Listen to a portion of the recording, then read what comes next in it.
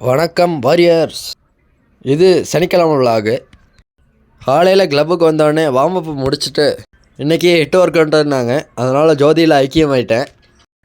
So warm அப்பை முடிச்சுட்டு full எனர்ஜியோட ட்ரைனிங் ஸ்டார்ட் பண்ணோம். ஹிட் ஒர்க் அவுட்டில் டோட்டலாக ஒரு 9 எக்ஸசைஸு.